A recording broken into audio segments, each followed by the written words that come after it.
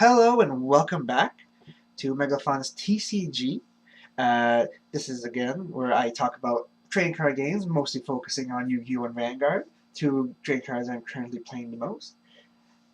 Now today I thought I'd do a deck profile of the deck I'm currently working on and actively playing, which will be the Mecha Phantom Beast deck. Mecha Phantom Beast deck is a lot of fun because it focuses around summoning tokens and manipulating tokens, which is something a lot of decks not that a lot of decks don't do, but is a relatively new thing as opposed to like the meta and something that's actually competitive. So this deck I have built so far, and I think I'll just go through all the cards and my ideas behind why I put them in the deck. And if you're interested in making a deck yourself, these are definitely cards that work very well. I have used this in one of my local tournaments and gotten top 8 with it. So first you will need 3 Mega Raptors.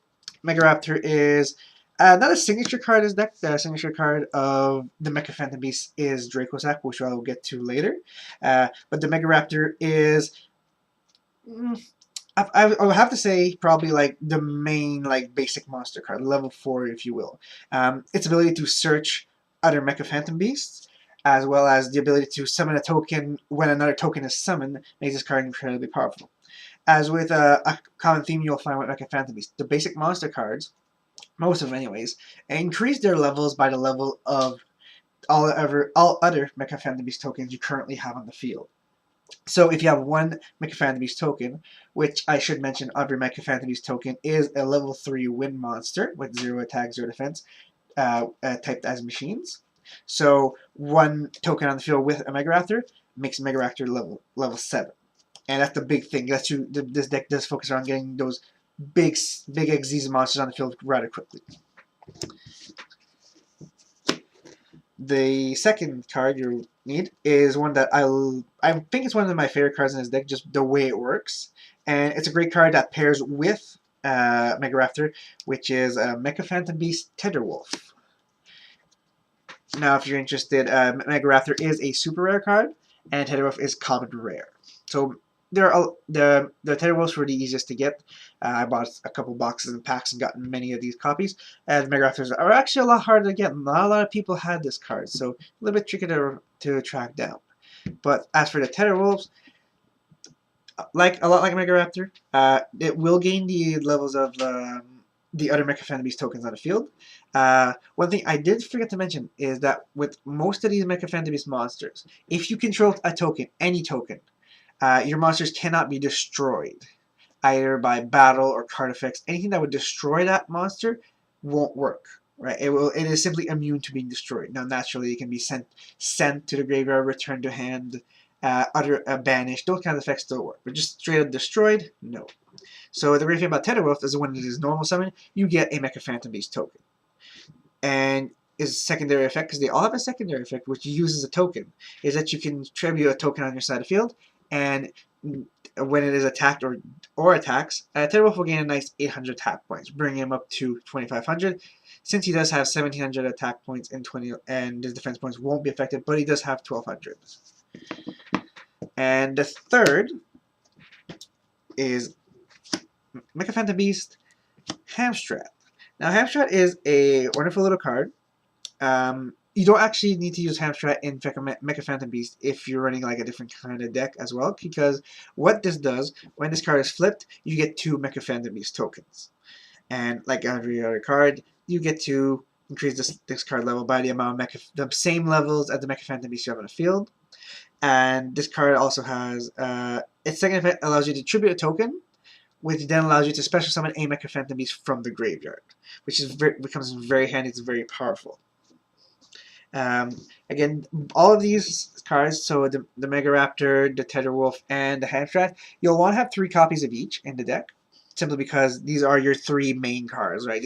You will rotate and recycle these cards as much as you can, because they are the staple. They are the Mecha Phantom Beast, obviously. As for other Mecha Phantom Beasts in this deck, I use 2 more personally. The other one is just a common card, Harleyard. Harleyard is nice to have because, like every other Mecha Phantom Beast, he increases levels by the tokens. If a token is tributed on the field for a cost or an effect to be activated, you get a token out of this one. So say you use a token on Tether Wolf and you have a Mega Raptor on the field and Harleyard. If you use the Tether Wolf token that was summoned, you will get 1 token for the Mega Raptor and 1 token for having Harleyard on the field as well. The other thing is with Harleyard's effect, you contribute a token and you can get another summon another Mecha Phantom beast from your hand this turn, which is very nice. The final Mecha Phantom beast I have in this deck will be Mecha Phantom beast Warbler, which is a level 1 tuner. And level 1 tuners are becoming one of my favorite kind of cards, simply because of their diversity and what you can do with them. Now, Warbler's effect is not very straightforward, I should say. He is not immune to destruction like if you control a token, like other Mecha Phantom beasts. He does not gain levels like other Mecha Phantom beasts. What he does, though, is that if he is used to synchro summon, because he is a tuner, if this synchro summon a machine type synchro monster, it will generate a Mecha Phantom beast token. You can also sacrifice a Mecha Phantom beast monster on the field, and Warbler will become a level 2 monster. Not it will gain 1 level, it becomes a level 2 monster, which is an important distinction. Other than that, it's a level 1 tuner. You can do a lot of things. The thing to bear in mind is if you use this to summon a machine monster and get that token, you cannot summon anything or special summon anything else during that turn that isn't a wind attribute monster. So those are the Mecha Phantom beasts. As for other filler cards, this is where things get a little interesting on my deck. Because one of the big things is, of course, the Dragon Rulers. Any thematic decks that are of the elements, so wind, water, fire, and earth, you'll pretty much want to run 2 or 3 of the rulers. In my case, I'm running Tempest, Dragon Ruler of Storms, because of the wind attribute, obviously. They're really great because it's a quick level 7, which is really powerful in Mecha Phantom beasts. You actually do need this because level 7 XZs are your bread and butter, if you will. This one lets you summon it from your hand or graveyard by simply banishing two wind monsters, or 1 wind and a dragon, or 2 dragon. Those are the basic effects. If one of these guys is banished, you get to search for a dragon from your deck and add to your hand. So you banish 1, grab another for your deck, summon 1. And you can kind of do that loop once or twice. I use this effect for another reason, which I will get to in a little bit. The second 2 cards, these are more like user cards, if you will. Kind of like tech, if you want. 1 Maxi, simply because with the array of special summoning in today's meta. If you can play this early in the hand, if you see your opponent starting a special summon, a lot of decks you'll special summon 2-3 things in a row, so that'll give you a big old draw in your hand, and you can easily get hand advantage. So Maxi, nice little card. Second, gotta run a Dandelion for 2 reasons. Dandelion, as soon as it's sent to the graveyard for any reason, deck, hand, doesn't matter, you get 2 fluff tokens. That's great, because tokens, as long as you control a token, Mecha Phantom beasts can be destroyed. The other great thing is, for another tuner I'm running in this deck, so we've already seen one with the Warbler, the second tuner I like to run is Spore. Now, Spore is limited to 1 card, if you are familiar with the ban list. Now, the fun thing about Spore is that you can banish a plant monster from your graveyard, and you can special summon Spore back to the field, and it'll gain the levels of that monster. So when I banish Dandelion, because this is the only other plant monster in my deck, Spore becomes a level 4 monster. And synchro summoning with level 4 monsters is amazing. There's a lot of things you can do with that. So essentially this is like a plant tech, if you're familiar with those terms at all. So that's what I'm running here. As for other tuners, I do run another tuner in this deck, which is the Breed Dragon. Mostly because the Breed Dragon is a really nice card to have, level 4 tuner, as I said. The only downside is that his effect limits you to not use another level 4 monster as a tuner. But the fun thing is that you can use tokens as synchro material. You can't use them for XZ summon. That's not so bad. You do need a couple powerful dragons, though, to synchro summon, because the Breed Dragon can only be used to synchro summon, obviously, dragon monsters. And then the other 2 tech monsters I have is Agoras, which summons a really powerful token, and you can win a game with Agoras pretty simply. If you take damage, either by attack or card effect, you can activate one of his 2 effects if you're familiar with Agoras at all. If you're not, essentially you get to summon a token that has the same attack as the damage you took. Or if you take like effect damage, you just do the same damage to your opponent and summon this card. So either way, you're getting at least yours. It's level 7, 2700 attack monster on the field, essentially for free. It just costs you some life points. And finally, one Elemental Hero Plasma. Now, I've only recently teched this in, but I've had a good success with it. The reason being is because of Scapegoat. If you're familiar at all with Scapegoat, it summons 4 sheep tokens, and you can't use them to tribute summon.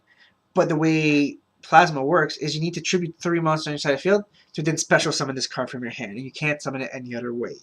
So it does go around that loophole of Scapegoats. The only problem is you do need to play Scapegoats on your opponent's turn to do this during your turn because of the way Scapegoats work. Speaking of Scapegoats, in this deck I am in fact running Scapegoats, but also 2 more. 3 Scapegoats in this deck is kind of ridiculous sometimes. You can get a lot of token control, which is something you definitely want to do. Having tokens just makes this deck so much better.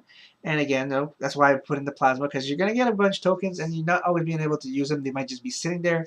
Putting the Plasma in the deck does make it like a threat to your opponent, and he has to react to it. And it will like nullify all his effect monsters when it's played. So it's really good. The other spells, and I'm running 2 Pot of Dualities. Just because the deck does lack a little bit of draw power. Although, because Maxi is not a very reliable card. There are a few other things I've added in, but in general, it's nice to pull out a few things from your deck. Now, it does limit it because if you do play Pot of Duality, you will not be able to special summon again that turn. So you can't Duality into a Tether Wolf into a token. You'll only get that Tether Wolf. Next up will be a creature swap. Now, creature swap is kind of dirty in this deck, simply because you can give your opponent one of your small tokens, and he has to give you their big monster. They spend like a couple turns setting up 2.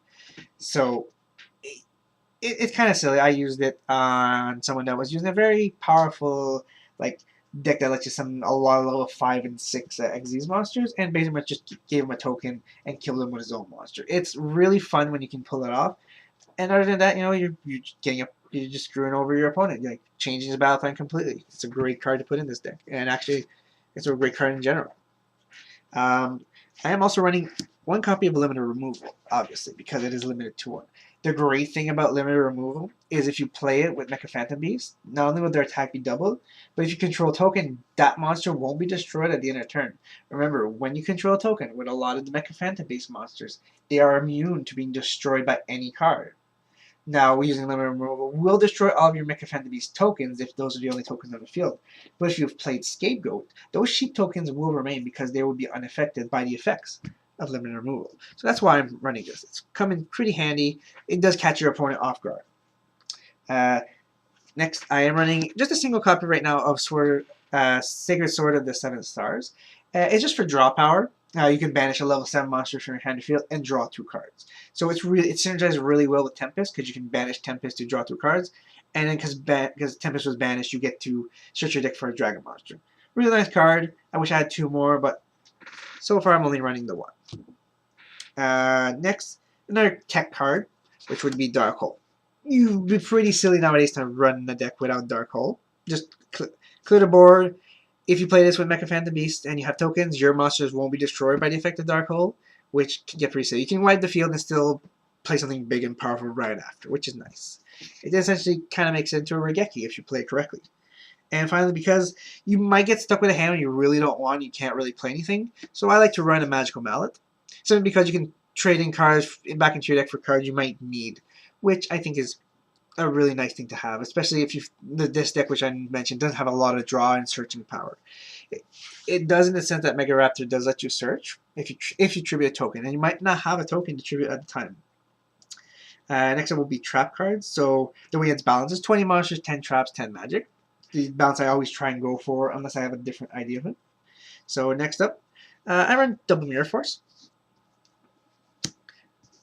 It's Mirror Force. You can't go wrong with a Mirror Force. You want to run 1? Sure. I like to run 2 because I like to protect my tokens, right?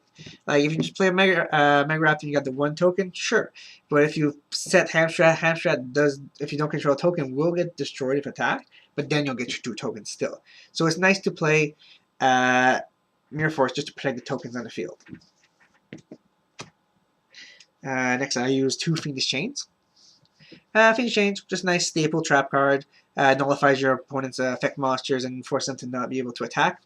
Nothing particularly wrong with that. Nice and powerful. Some people like to run 3. I like to run 2 just because of the other traps I like to run in this deck. But if you're making this deck, it's definitely up to you. You can definitely run 3. It really depends on your personal preferences. Next, I run just a single copy of Dual Barrel Roll. I have been juggling with the idea of maybe just not using this, because the way it works is that it's essentially a solemn judgment, which pretty much it negates summons, traps, magics, pretty much anything your opponent can do, by attributing every Mecha Phantom Beast token you have. So you do need those tokens on the field. So if you have 1, you just need to sacrifice 1. If you have multiple, you just need to sacrifice all of them. But it will counter them. It works really well, but it can be a dead card on the field. So it might just scare your opponent to not do anything because it's always got something face down. But I'm debating if I should take it out or not. I haven't decided yet, but we'll see.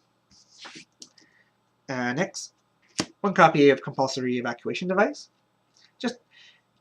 I use it for 2 reasons. One is you can remove a threat on the field pretty quickly. Like I said, some cards, especially if you're going up against another Mecha Phantom Beast deck, you can have your cards bounce back and forth, and just because it can be destroyed, it's an easy way to remove things from the field. It can also save your own creatures. Is one thing I feel like this card is not utilized enough for. Where if your monster's about to be hit by something you really don't want, and maybe you can spare the life points, or you feel like you really just need to save this card so you can play it again, you can just pull it off the field and send it either back to your hand or back to the extra deck if it's a Synchro or Xyz monsters, or Fusion if that's what you're playing. So I really like this card. Next, good old-fashioned Bottomless Trap Hole. Banish a monster with 1500 attack when it's summoned. It's destroy. Do you remember it is destroy and balance? So destroy and banish. So if you play it against a Mecha Phantom Beast, oftentimes the way the chain works, you would be able to banish it. But if you already control the token, you couldn't actually play this. You can. It just won't have any effect. 1 solemn warning, because with Judgment gone, it is really nice to have a warning.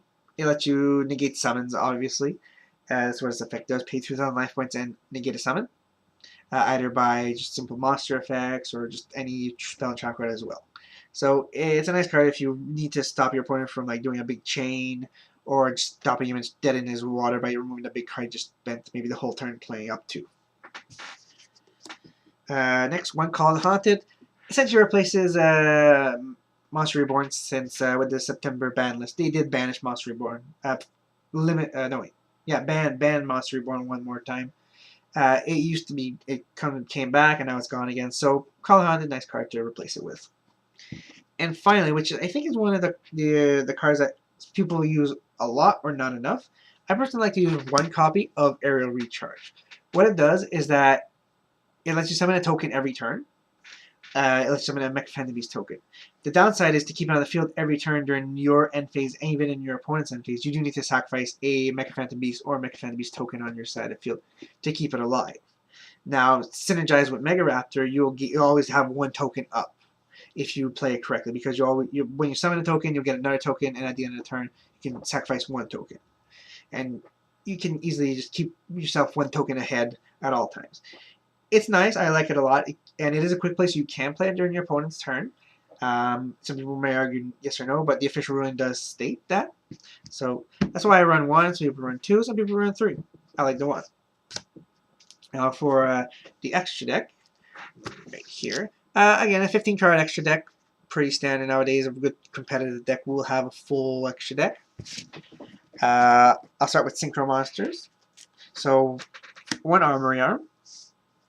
Level 4 Synchro. Really nice in this deck with the level 1 tuners. You can then equip it to any of your monsters, give it 1,000 attack, and essentially the effect of Flame Wingman, where you destroy a monster, your opponent then takes damage equal to that monster's attack to their life points. Nice and powerful.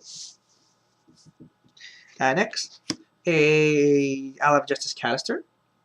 It pretty much nukes anything that is not a dark monster, so unless your opponent actually playing dark monsters, or it doesn't work very well against Dark World, but anything else, anytime your opponent wants to run into it, it really can't. So you need to get rid of it some other way. That burns a card. I also run a single category Shogun ML MDL 00 carry. It's mostly because it's a level 7 machine synchro. I don't run any of the category monsters, although you can make a variant of this deck using those cards. This is just a nice card because you can still change the battle position of monsters on the field. And at 2600 attack points, it's still quite a threat on the field. Next will be Mecha Phantom Beast Conqueror. Now, this is the only synchro monsters for Mecha Phantom Beast currently. As far as I'm aware, there aren't any plans to make any more right now that I can see for the TCG, the English TCG. What Mecha Phantom Beast Conqueror does is that it protects your token from destruction. So, whereas other Mecha Phantom Beasts are protected from destruction by their token, this one protects your tokens. So, having this on the field means that your opponent does have to go through Conqueror before you can destroy the tokens. And Conqueror is not protected by the tokens like other Mecha Phantom Beasts are.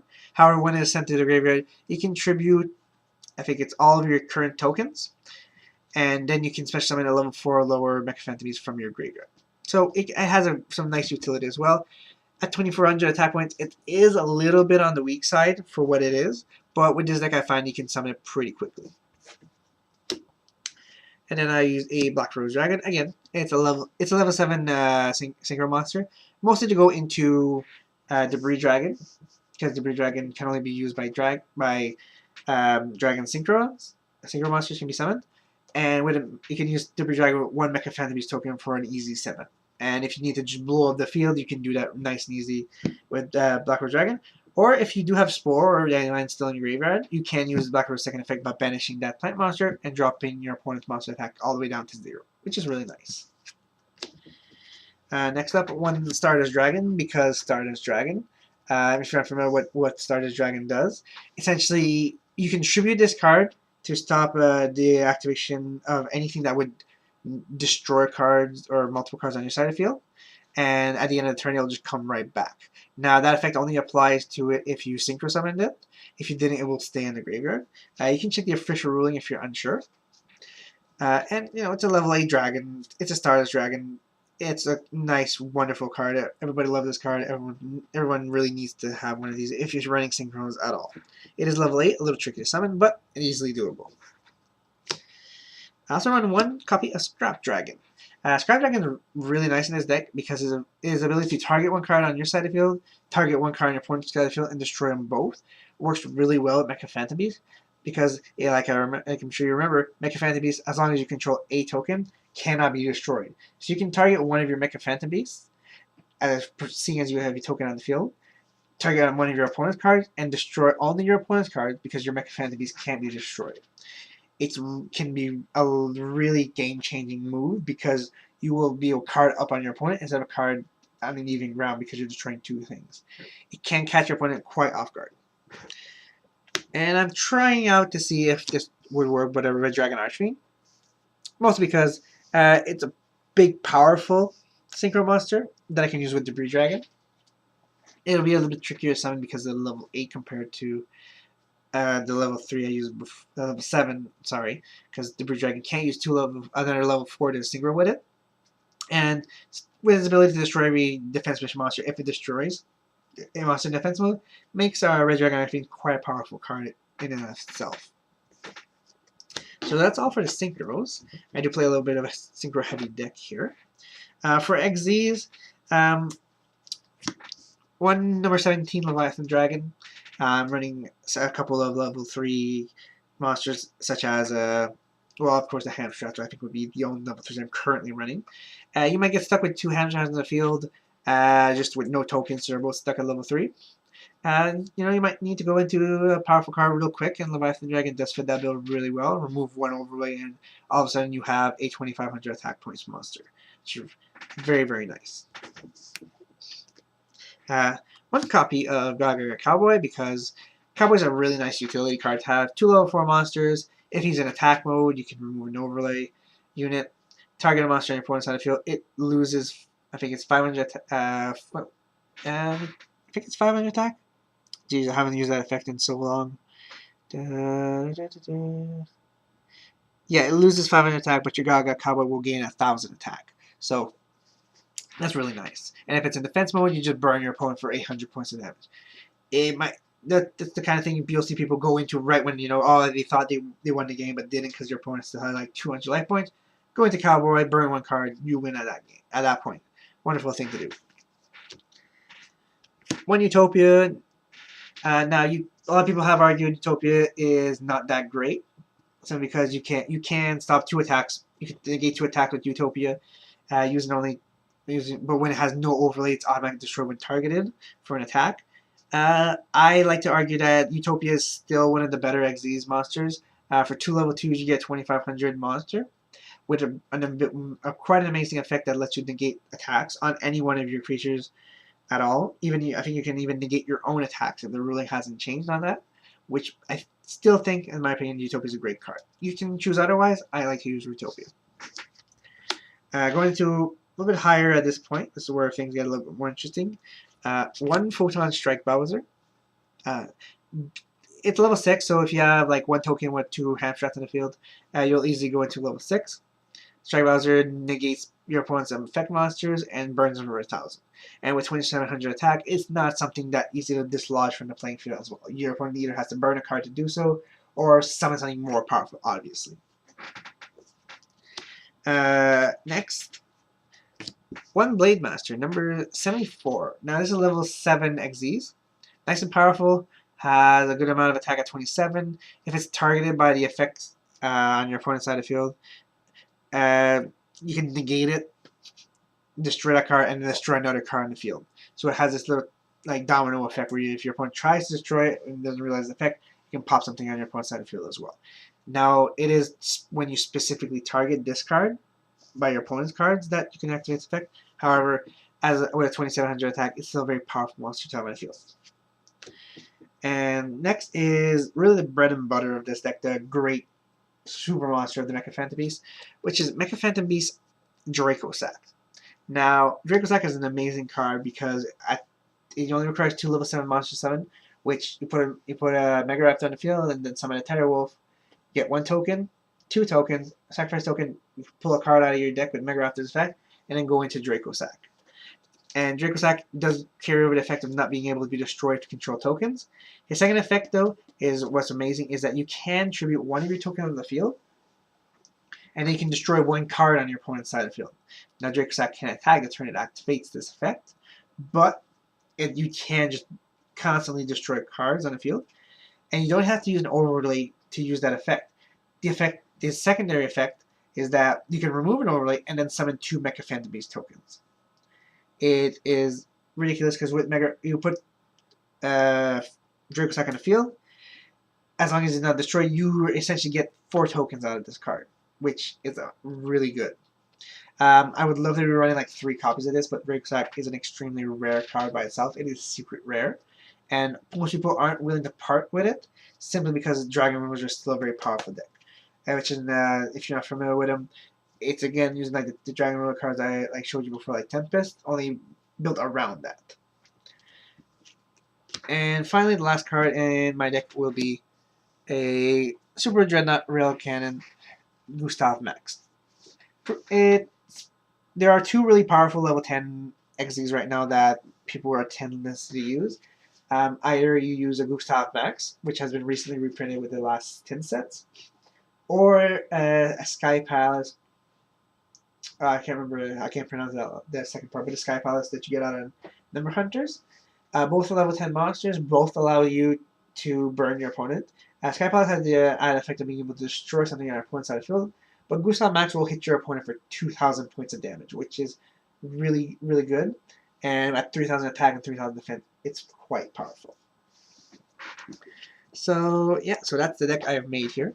Like I said, it's not perfect. There are lots of things that I could probably change in it, move things around, maybe add add more Drakosak, maybe play the category version that I've seen online a little bit. But this is the deck I built. It's put me some success. If you have any comments or any suggestions, you're more than willing to put them in the comment section below. Other than that, I hope you enjoyed my video and have yourself a wonderful day.